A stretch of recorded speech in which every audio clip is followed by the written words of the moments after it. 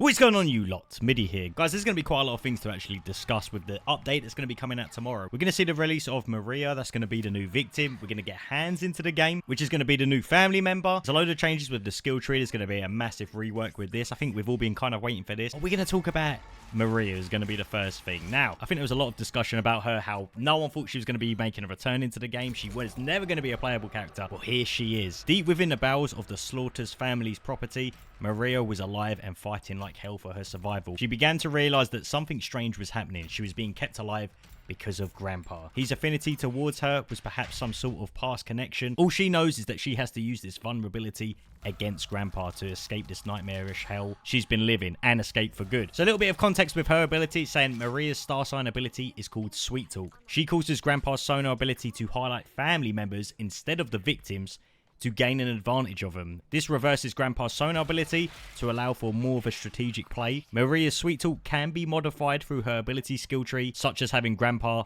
highlight family members in close proximity to him, reduce Grandpa's level by 1, and reduce the cooldown times. And a perk we wanted to highlight is Pep Talk, which grants Maria the ability to heal by a certain percentage after sweet talking Grandpa. Due to the consistency of placing her in danger, her ability rewards the bravest and toughest players of TCM. I actually thought she might have had some sort of passive ability where she doesn't get highlighted at all by Grandpa, but this doesn't seem to be the case. So instead, for you guys that love going up to Grandpa and stunning him, you know, this is going to be all of your play. But at the same time, I can imagine a lot of the family members are going to be very cautious on guarding Granddad. Any of the victims are sort of hovering around. Depends what map it is. Maybe Hitchhiker's going to come into play here, you know? Go for the traps in, and it could actually be a strategy. And of course, we get that family perk as well, where you get an increase of damage if anything gets stunned with Granddad. It might kind of work here. And as well, it depends on how long this actually takes. Like, if this takes a good 3 to 4 or even 5 seconds to activate, you know, the family are going to be on there very quickly. We all know if you go into Grandpa's radius, you're getting highlighted. You know, the family members are going to be over there, along with Leatherface as well. Like, if Myriad isn't that tanky, then it's going to be very risky. However, if she is exactly like her sister Anna, I feel like she might have more of a distraction type role.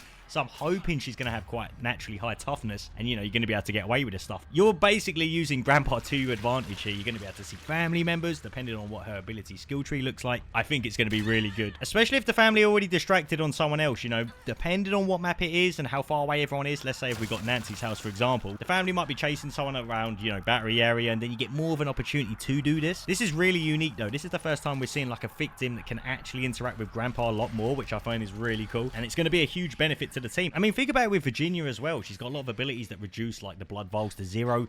You really could just deny any of the family trying to get any levels on Granddad. Depending how stealthy you guys are, by the way. So that more or less is Maria, and I think it is really cool to see her actually being put into this game. So for the family side, we actually get to see the introduction of Hans. 7 foot tall, by the way. God, you know, this is what I'm talking about. Armed with a hammer and electronic traps. Aside from wielding a hammer, players will find Hans to be a great asset to any family team composition. Hans specializes in locking down areas, such as using these homemade electro traps to booby trap barricades, crawl spaces, and other metal objects. That's going to be any gate that you see around a map. Think about Slaughterhouse. You've got that side where there's actually a gate that's open. He could trap that. I think as well, it depends on how quick you put these traps down. Now, we know that there's going to be people waiting at that exit gate, you know, ready to troll you. But how long does it take to actually get to that gate, put the trap down, you know, before someone actually just leaves? If they're placed relatively quickly, I feel like you can get some really good plays off with him. And it also says, since Hans knows the ins and outs of machines, his ripstall ability can be used to physically rip out valves and fuses, as well as being able to start the generator or battery very quickly. If all else fails,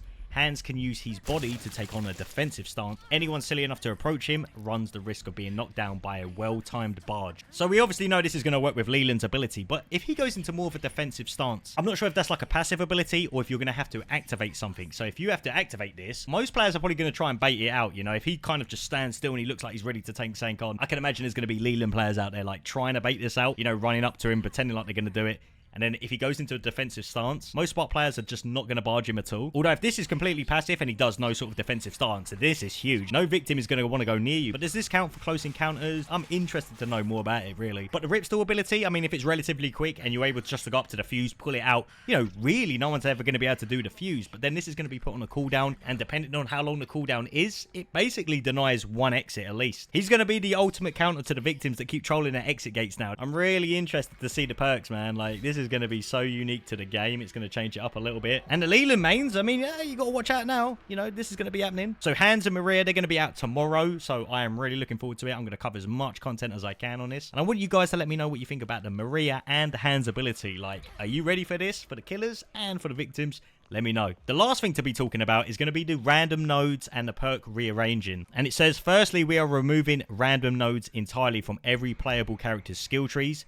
With the random node removals, a dedicated perk is replacing it. For example, the first random node on the right of Sissy's skill tree will be replaced with a perk activated. This way, players can respec freely without worrying about needing to respec multiple times to get the perk that they want. All the characters' skill trees will be reset like a respec. If you've got Hysterical Strength or the Violent on Leatherface or whoever else it is, it's all going to be reset and you're going to have to do it again. But at the same time, I feel like you're really going to get dedicated to go one way on a skill tree. Are you going to have big swings and then like another really good random perk there? It's going to be interesting to see what route to take or how different the skill tree actually looks, because there are some random perks where, you know, you go to the right side, you get some of the best perks, and then the random perk kind of just finishes it off, but everything's really going to be in a set route. Now, I mean, you know, I'm interested to see how it is. I'm all for changing up that skill tree to see if it's going to work for the better, and I'm sure if everyone actually hates it, they're going to change it back. But to be honest with you, who wanted to sit there for about 10 minutes re-rolling some of these perks to actually get them? Even with Virginia when she came out, most of her random perks were extremely good, so now they're going to be put on the skill tree instead. And I think as well they've said that with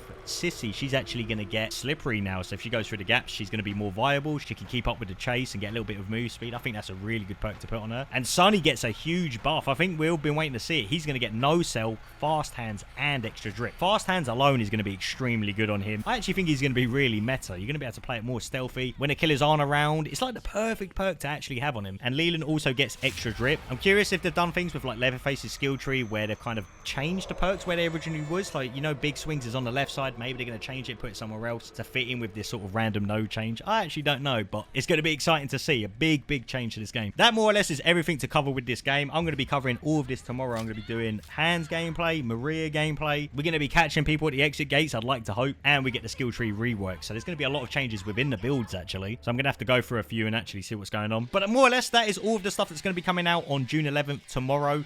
Guys, let me know what you think about it. I mean, yeah, you get ready for it. It's going to be good. I'll catch you a lot later.